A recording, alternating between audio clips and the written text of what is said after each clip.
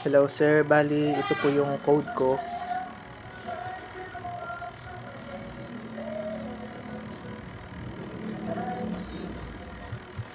Then i-run po natin siya.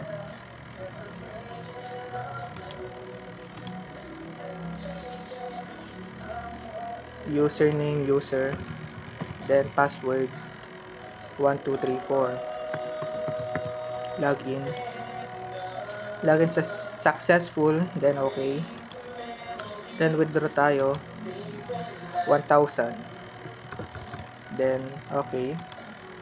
Insufficient balance, then deposit 2,000. Okay. We deposit PHP 2,000. Okay.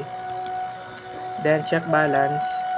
Current balance is 2,000. Okay. Then balik tayo ulit sa withdraw. Sulat natin 1,000.